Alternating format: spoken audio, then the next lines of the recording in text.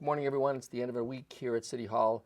Each week I want to share with you some of the things that have happened this week and talk to you about some of the things you can expect for the week to come. This week we've had a pretty exciting week in terms of the things that we've been able to do with the school district as well as with some openings of new businesses in our community. Today we will be at Angie's Soul Kitchen at 2301 Hyde Park Boulevard. Angie's Soul Kitchen. We'll be there for ribbon cutting to open that new business on Hyde Park. And I invite everybody to please take the opportunity to get over to Angie's. The food is fabulous, and I'm sure that you'll enjoy whatever meal you order off the menu. So again, that's Angie's Soul Kitchen at 2301 Hyde Park Boulevard.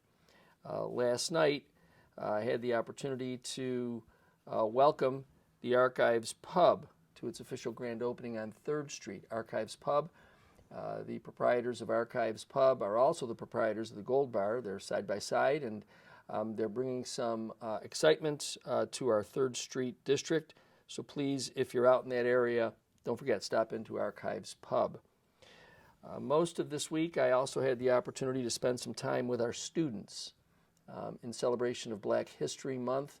I had the chance to read with the students at Bleneva Bond Primary School, reading a book with them called Brilliant Brown Babies. It was interesting to be there with the elementary students. They had some great questions to ask, and it was fun to be able to share that book with them, as well as to celebrate Black History Month with the students. The other day, I had the chance also to be over at Hyde Park Elementary, having a conversation with some 5th and 6th graders at Hyde Park Elementary.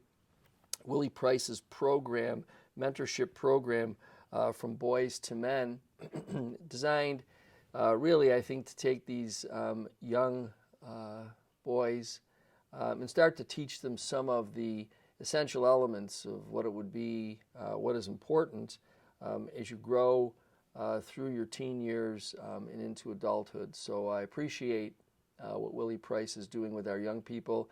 Again, it was fun to be with those young boys, the 5th and 6th graders over at Hyde Park Elementary.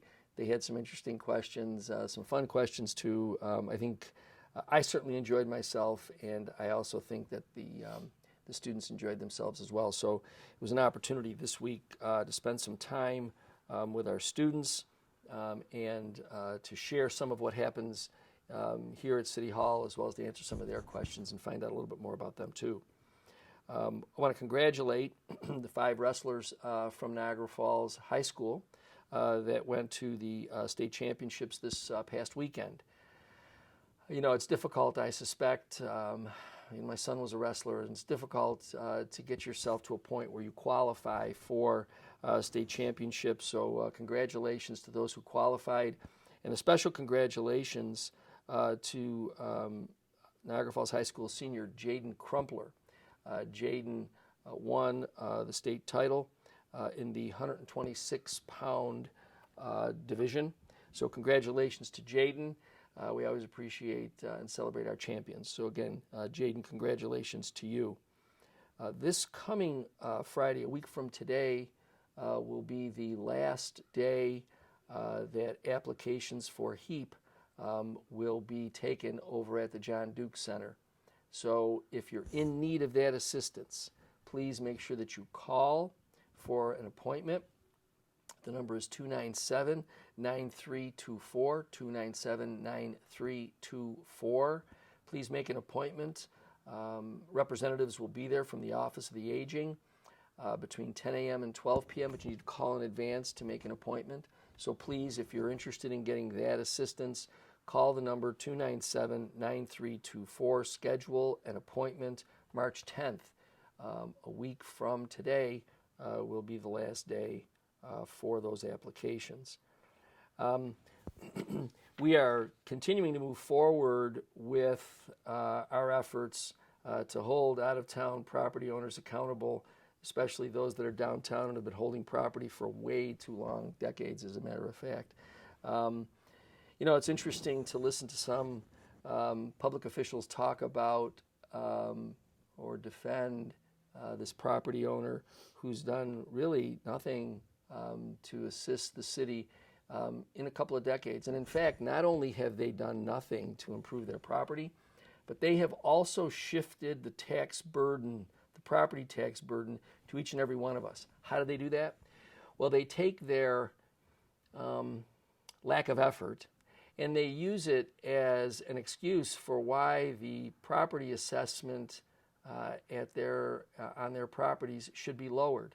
Now, they've done that several times, and they've done that to the tune of shifting about $2 million in property tax revenues to all the rest of us, not wanting to pay value on their properties and alleging that their properties have lost value, and the reality is they've lost value because they've done nothing. So it's really kind of a two-edged sword that they've really stuck into the residents of the city of Niagara Falls. They've done nothing with their development their properties downtown. They've developed nothing. And then they shift the tax burden over to the rest of us taxpayers. So it's interesting when you hear public officials talk about how they're for the people, period. Well, if you're for the people, period, then why would you be standing up for a property owner, an out-of-town property owner, who has chosen to do nothing and leave property vacant in a critical part of our community? I think one has to question what's really operating when public officials talk like that.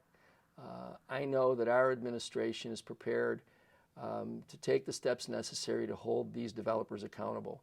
Over 2 decades of nothing, and then expecting people to just go ahead and appreciate that they're in the community and that they really care when they've done nothing. They've taken down playgrounds, they've closed gymnasiums, and then just by sprinkling some money at some nonprofits or doing some things that might otherwise, they believe may otherwise give them some goodwill, and perhaps maybe even some goodwill with some public officials, they want to continue to really do nothing. So we're moving ahead. We believe that our efforts to take the property and develop it will be successful. I think that the residents of this community are entitled to that.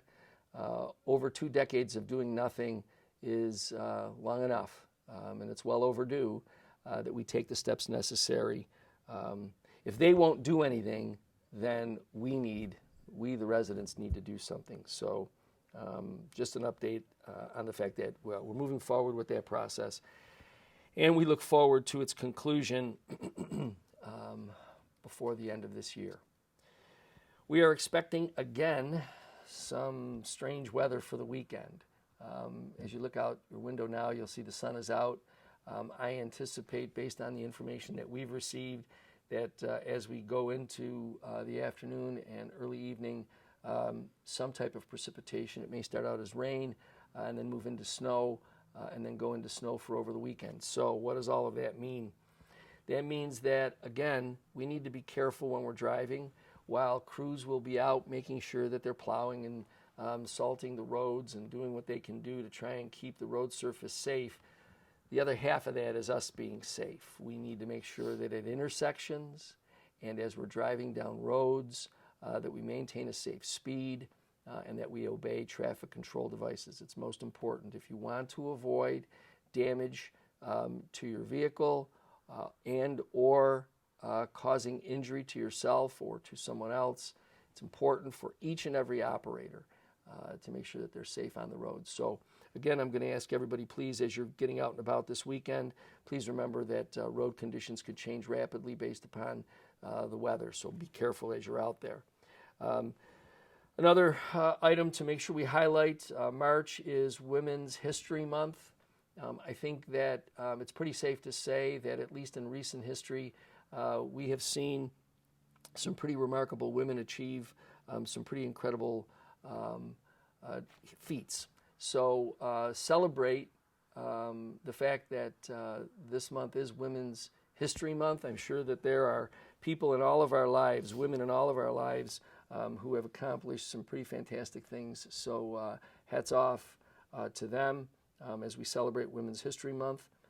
I know that in the coming weeks, our city will actually be addressing some of the history of women's suffragette movement, as well as a couple of other historic events that have occurred right here in the city of Niagara Falls. So please be on the lookout for those announcements as we get closer to them. Again, this coming week, I'm sure is filled with a couple of presentations, as well as some appearances that we'll be making at some new businesses. We'll be recognizing a variety of individuals in our community who have achieved some pretty incredible things. So please stay tuned for more information on all of that. And as I do each week, I ask you, please be careful as you're out there over this weekend. Please enjoy all of the things that we have out there for your evening entertainment. But be careful, be safe, and I look forward to talking to you again next week.